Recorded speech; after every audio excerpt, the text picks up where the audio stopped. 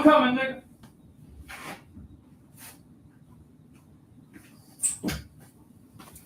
It's been so long I've been using this bitch. This shit blurred up. Look at that shit. Now you can see me. What's up? I've been lost as fuck.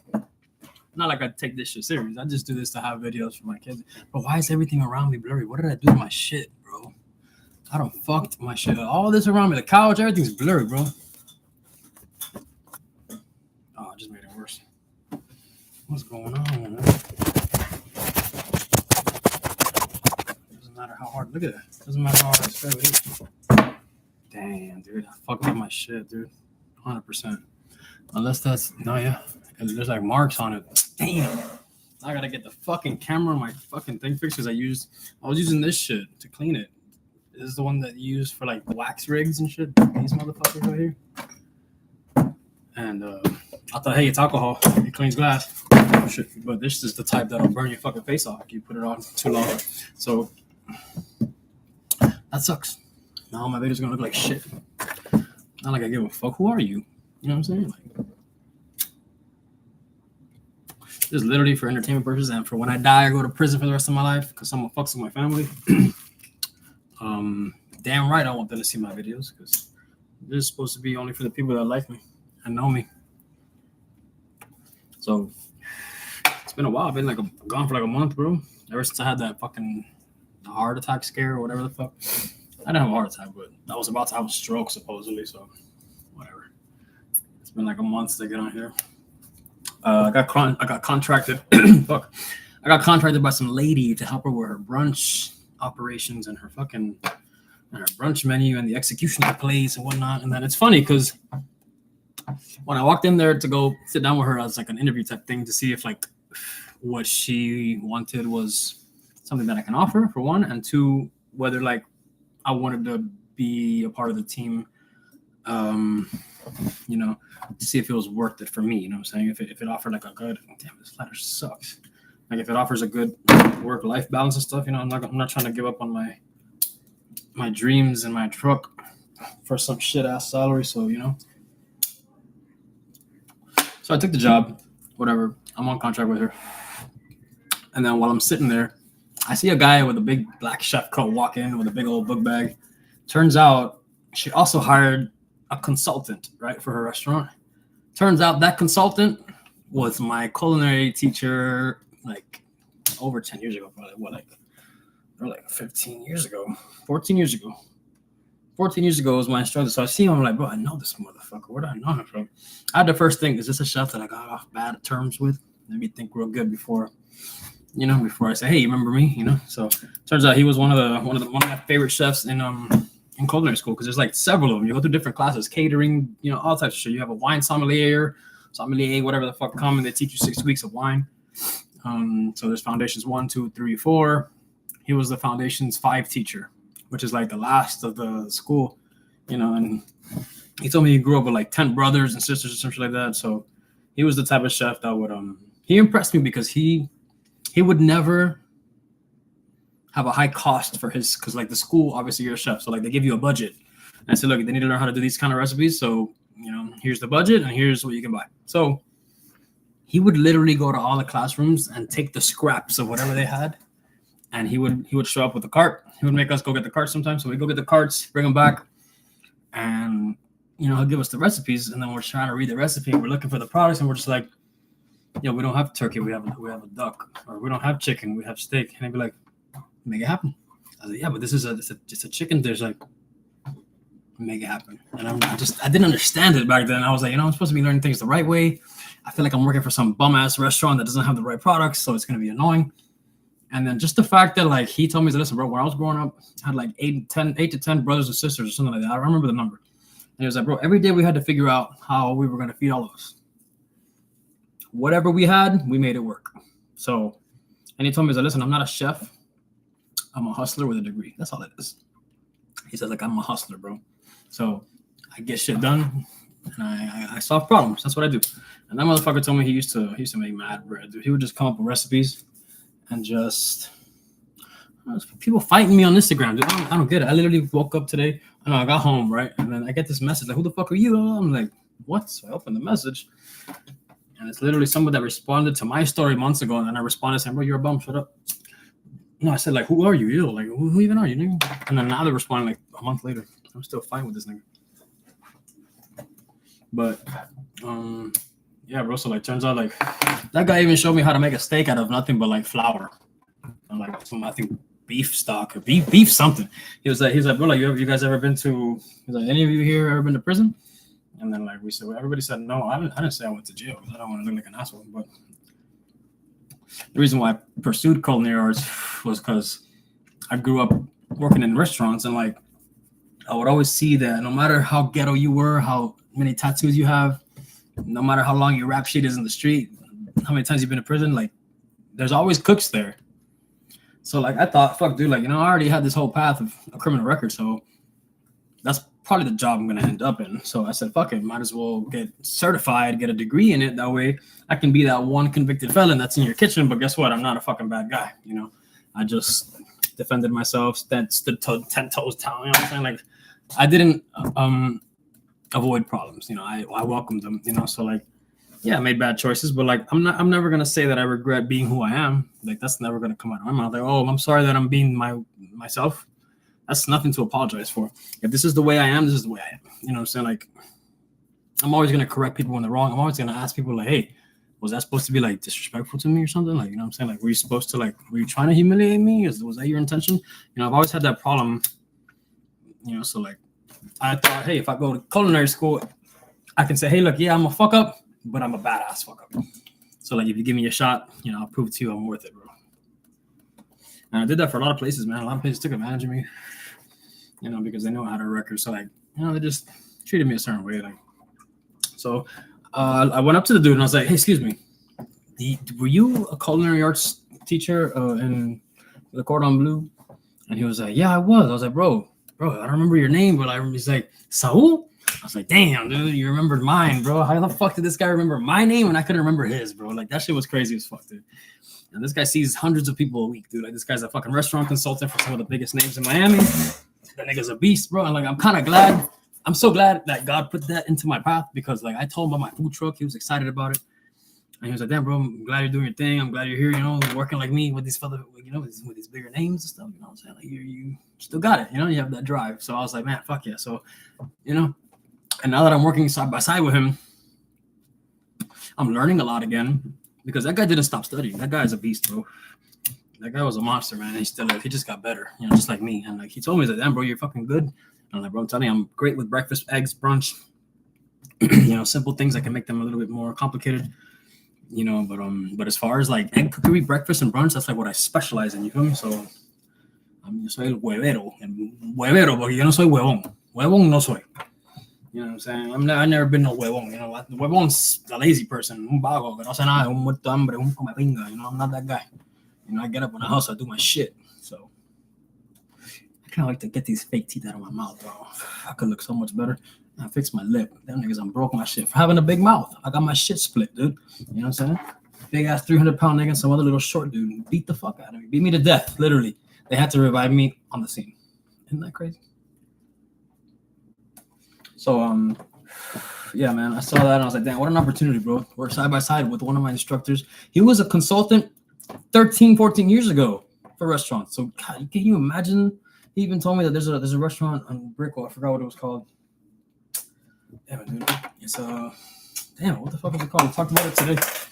But he literally, the fact that he helped open up that establishment. They have one Michelin star, which is a great achievement, bro. I'm telling you, like, and there's some Chileno billionaire owns the restaurant. It's in Brickell. I can't remember the name, bro. And he tells me, he's like, bro, everything that they make, I make 10%. That's one place, bro. So imagine this guy's been doing this for 13 years plus. So not only does he have the ridiculous experience as far as making, you know, operations functional, but dude, the fact that he's just getting better and better at this whole concept where he, you know, has to make sure that he uses every piece of each fucking product that you use and you present. He was talking about how he would extract the collagen from the skin of the salmon that he would cut, and he would use that collagen to thicken sauces rather than roux, and now you have an animal-based thickener or emulsifier rather than using flour and butter. You know what I'm saying? And it's just like it's such a beautiful thing to see a chef that can break those things down. You know what I'm saying? Because a lot of people, there's restaurants that spend so much money on food, and then the biggest thing on that is your cost. If your cost has to be important. This guy's told me, he's like, yo, I've helped restaurants bring the cost from like 32, 34, or 35% food cost to like 22 and then 19, certain, slower thing. You know what I'm saying? Like, because he basically like right now, the pasta of the day at the restaurant where I'm contracted at, we're making a pasta today, and the the pasta is braised beef in like a red wine sauce, right, with herbs and shit, obviously. But like the chopped up meat that we used is basically the scraps from the steaks that we couldn't use because when you buy a steak, it's an oblong shape. There's no fucking squares in nature. You know what I'm saying? So everything is a weird shape, and that's why it's difficult for people to work with food, because when you're an artist, you need everything to be symmetrical. Everything needs to be perfect. It needs to pair properly. So you're literally an artist. You know what I'm saying? With attitude and tattoos and shit. So like, he's just mastered that shit, and I love it, dude. He took we had a steak that we used to sell for the steak and eggs. It's I think an 8-ounce steak. No, it's got to be like 6. Look like 6. I'm gonna say 8. There was some kind of fat steaks in there, but it's an 8-ounce steak. I can't remember the cut. It's not skirt. It's not ribeye. It's not New York. It's very lean, fat, lean. What you call it? Cut of meat. Can't remember what it is. I think it's flank. It's pretty thick though. So they get the whole. He gets the whole piece of steak, like most steakhouses. But he butchers them, cooks them in sous vide. It's a medium rare. So like when we take them out of the bag and there's an order. It's sear, cut and sell. You know what I'm saying? So it's fucking. He still has the methods, bro. He's got it down packed, bro. So like, I'm so grateful that God put him back into my path, because he's like somebody that I can use for that. And I even spoke to him about it. He said, "Bro, when you're ready, call me, bro. I got you." I was like, "Fuck yeah, bro." And he said, "Bro, I helped out." He asked me about 2 students that I didn't really know them, but he told me that there was these 2 guys, whatever the fuck, they were always hanging out. And I was like, no, I don't remember them. What about it? He said, yeah, bro, they opened up a spot in Wynwood. They have a Michelin star now, and I helped them open up. I was like, bro, this guy is the guy to be around. You know what I'm saying? So like, his name, bro, what is his name? I forgot. In fact, I didn't forget. I'm just not gonna give y'all the recipe. Man. I'll be a millionaire. Nah, you know what? Fuck the gatekeeper. His name is Chef Rafael Velasquez. He's Colombian. He's the shit, bro. Look him up, bro. He has an Instagram. He shows all the videos where he does stuff, and he's a fucking brilliant guy, bro. So yeah, fuck the gatekeeping, bro. I want everybody to win, bro. So yes, Chef Rafael Velasquez. I don't know how to pronounce that. I always pronounce my U's wrong in Spanish, so I don't got my tica no more. So like, you know what I'm saying? So my Spanish is fading. So, and the girl who's the chef at the place that I'm at, pobrecita, she's not getting it. She's not understanding the process, what it takes to do that, to have that role. She's young. She's from Venezuela. She's gay. She's married to a woman. She's cool, bro, but she thinks that managing a place as a chef is where you have to like demand stuff and like, never be held accountable. And that just doesn't work in a kitchen. So no funciona. In kitchens, you got to say, yeah, I fucked that up, my bad. You can't say, oh, I don't know. Like, nigga, you were here, you did it. Nigga, what the fuck you talking about? Why are you even sit there and it's not snitching if you did it, dude. You did it to yourself, motherfucker. Like, you know what I'm saying? Like, she micromanages like a motherfucker, bro. And this is just this is my place to vent, dude. I really have nowhere else to fucking tell anybody about this shit, So, motherfucker be all alone. Especially when my son's not here. He's sick as fuck. He's at my grandma's house. He didn't want to move, so he's over there all sick and gross. He hasn't gone to school in 2 days. He's gonna put him a little behind, bro. But whatever. Anyways. So yeah, bro, the fucking, what was I talking about? See, now I forgot. But yeah, the micromanaging. All right, first story. The hand sinks in a restaurant setting, as far as the kitchen. When you're in a restaurant setting and there's a hand sink, one that says blah, blah, blah, employees must wash their hands, like that's a hand sink. It's made of stainless steel or aluminum, whatever. It's got 2 handles, got a sink. It's a sink to wash your hands. It's called a hand sink. So we were taught in school. And another thing this girl hates is the fact that, like, that used to be my teacher. So, like, I'm not as good as him in a certain aspect, but as far as the kitchen-wise, I'm on the same level, if not past him, because what he did was consulting for restaurants. And he would outsource the restaurant stuff. So he would call another chef and get the he'll tell him, listen, I have this restaurant that's going on. This is that.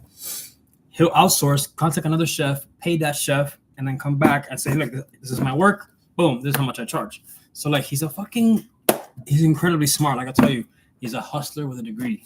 And that's what he wants to be known as. And that's what he does. That's why he says that. He's authentic with it, bro. He'll find a source, use that source, and just charge double or triple, whatever. Work is done, right? What he does is he solves problems. You feel me? So that's what he does for restaurants, restaurateurs, restaurant owners, entrepreneurs, all that type of stuff, right? So, damn, I lost train of thought again. Well, anyways, never mind. See, it's the weed, bro. But I'm also, timing everything because I gotta take my peptide. I skipped my peptide injection yesterday. I don't know why. So then, see the hand sink. She was over there in the corner with Chef Rafa, my instructor, right in the corner over there next to my station. He was teaching her how to do a recipe or whatever because he's showing her to be the chef of the store. Funny thing, she got hired the same day that I walked in to work. So and then I found out recently that she used to study law in Venezuela. So it's she worked at 2 or 3 restaurants, I believe, that I know of. She's only told me the story of Carrot Express, which is a juice place, and has some food. And then some other place, I don't remember what else. But the point is as far as I'm concerned, she's only worked at a couple restaurants. And it's okay, fine. She looks young. I don't even know how old she is. But one thing I know is that she had left a blender full of, I don't know what, I think yogurt, I'm not sure what, in the hand sink that's next to my station. And me as a real chef, a real one, I know that it's very basic and elementary. And this rule gets broken all the time. I've seen it for 20 years. It always gets broken. I break the rule. You're not supposed to have anything besides your hands and soap inside that hand sink. When someone comes to train you, they tell you, listen, you can't cut no food in here. You can't throw no vegetables in here. You can't throw no trash in here. You can't even have utensils in here. That's just golden about that shit. The sanitation rules is very, very, very strict. No one follows these rules, So sometimes you have a sink right there, hey, bro. You know what I'm saying? I got to wash this goddamn spoon. You know what I'm saying? Shit, fuck it. Ain't nobody watching me. So, there's times where, but I've opened restaurants with corporate kitchens, you know what I'm saying? So when they train you like assholes. It's kind of like boot camp in the restaurant industry. When you're becoming a cook for let's say a restaurant's about to open up another chain somewhere, right? And they say, hey, we're hiring. So they'll have a corporate team that knows the ins and outs of that restaurant. They've been there for 5+ years and they know the back end, the costs, how things should be plated, what's in every ingredient, what's in every recipe, everything. They have it up here. Those are the people that are called the openers. They go and they travel with the companies and they say, listen, we're opening a spot in Tennessee. Boom, you got to come open the store. So what they have is they have this mass hiring. They hire a bunch of people. And then when the store opens, they come in and then before they open up the actual store, they train these motherfuckers, but hard. And I've opened, I think, 3 restaurants like that. Not Texas Roadhouse. Yes, Texas Roadhouse. Damn, why can't I remember? Texas Roadhouse, First Watch. Damn, what was the last? What was the other one? I know there's 3, bro. I can't remember. Anyways, the video's getting long, so fuck it. Maybe it was just 2. I don't know. I'll think about it later. So, bro, they train you since they know that they're never gonna see you again because they're from a different state. They train you in a way that's where it's low key. If you don't have what is this? Emojis in this shit. What the fuck is this? Anyways. The way of training is military style, boot camp shit. And I'm that way in the kitchen, not just because I went to culinary school and got taught by harsh French chefs, but I also opened restaurants in settings with very high names and corporate people that are just they're addicted to that brand. You know what I'm saying? So for them, the disrespect is if you don't get it or if you're sensitive about it and hey, listen, we're gonna do it like this because we said so. And we're going to tell you that you're wrong every time until you get it right or, bye. There's no reason for you even to be here. If you don't respect the brand, we don't want you. Bam. So they get that crazy with it, bro. My ex, Delary, got hired once at, this is when she had just got her papers and stuff, all that stuff done. She had applied for a fucking Chick-fil-A. Bro, that hiring test, bro, is so hard. I had to help her with that shit. I struggled. She was just learning, she already had English, you know what I'm saying? She's good with English, but to read certain questions that they were putting, I was just that question gets me mad, dude, and I speak English perfectly. the fuck are they talking about? So it was dumb shit, bro. That's crazy. This picture looks like it right here. So, hello. Fucking shit. But anyway, so yeah, bro, like definitely yeah, anyway, so then when she had that blender in there with the yogurt, I had told her, hey, can you try? I was making a dish, right? And I said, hey, I need you to try it, see if it's good on salt. Because I like my food very highly salted. I've smoked all my life, so my palate completely fucked, right? So, like, for me, food really has to have a very, very strong profile. If it's not going to be on the salty side, it's got to be very strong. You got to have a lot of heavy ingredients in there to make me, for me to accentuate the fact that I like the way that it tastes and the profile that it has, sure. It has to be strong, for sure. I'm not ashamed about that whatsoever. You know, I've smoked, a lot of shit in my life, dude. So, like, my taste buds are fucked, So that's true. That shit happens, If you smoke, you taste things a lot, Like, if someone who doesn't smoke, they'll taste every ingredient, like, in a normal fucking... Mañana haremos la práctica, hoy no se pudo, dale, güey. It's always the same shit. Anyways, my son's a baseball coach. So, yeah, bro, like, I always try everything that I cook. You know what I'm saying? No matter what. I've done it all my life. Y también, bro, like I make sure. What was this name, bro? I just thought about like something. My fucking ex, bro. God dang it, bro. Shit, bro. When a man loves somebody, he really does love somebody. Bro. That's crazy, bro. It gets me upset that I still have feelings for that girl. She's amazing. But look at it. She gets me in my head and I fucking completely black out. I can't even like think right. But anyways, damn. I really forgot what I was talking about. That's kind of frustrating. So, yeah. That's fucked up. I cannot rewind and go back to what I was thinking about. Food, kitchens. Fuck. She just put like a barricade on my thoughts. Boom. So fuck it. I'm gonna just end the video though.